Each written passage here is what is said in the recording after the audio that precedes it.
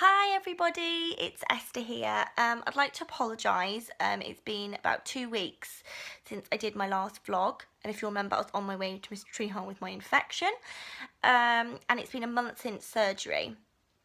So obviously it has been a mix of highs and a mix of lows, and we've had some real good successes and some real knockbacks. Obviously we won't know the full extent and the success of the surgery for a year, because full recovery back to 100% will take about 9 months to a year. So we will know at a year, whatever we are left with at that point is what we will have. So see, the last time I saw you, we were on our way to Mr Trehan's because I had got an infection. So my right, one of my, I guess, incisions became extremely infected. The one on the left was inflamed, but it didn't have like a golf ball underneath it. So we went to Mr Trehan. He kind of just cut it open, squeezed it out. It was agony. It was agony. I didn't have any anaesthetic, any numbing. He just kind of went in and out. I cried, I screamed. I think he cried a bit because I think he was upset that I was upset. And so now is a case of cleaning it, gauzing it, dressing it.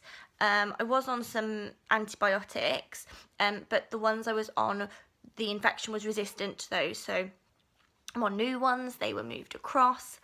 So it hasn't all been bad. I mean, we've had the infection. I do seize up. My hips kind of just go and I can't move. And just like I get really bad cramps and it's quite achy a lot. I did pull something. I got told off for doing too much, but I was never going to be the perfect patient.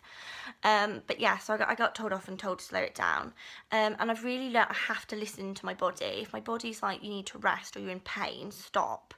I have to, because if I keep going, I end up worse. Like the other day, I tried to vacuum upstairs and like I was just out, like I was in agony, and I kind of couldn't catch my breath. It was bad. So I do need to listen to my body. But you know, those are some lows. I've had other lows that, you know, I am really swollen still, and sometimes I feel like I can take the world on again and I can't. So you know, I'm feeling fat, I feel useless, my hair is disgusting, because I can't really go over the shower, and like I kind of need Andrew trying to keep me safe. But we've had some great things as well. I've done some things. So like I've been to Garden Centre, went to the cinema. I went for lunch with Donna, had birthday. But then and then also like the things that I've found, so I'm not as exhausted as I used to be. Like, I've got a lot more energy, which already a month is amazing. I'm not going to go trampolining or bike riding just yet, but I'm finding that like 7-8 o'clock at night, I'm not out. I'm not like asleep and zonked. I've also have my first period, which obviously normally I was having one every 2 to 3 days, so they were quite light periods. They, on top of the endometriosis pain, kind of, you didn't even feel the period pains, and because they were so often, it didn't really affect my hormones. I was just mental all the time. Whereas obviously now this is my first one. Miss Trehan did say that the first one would be the hardest because everything's still like fixing itself, everything's still quite raw.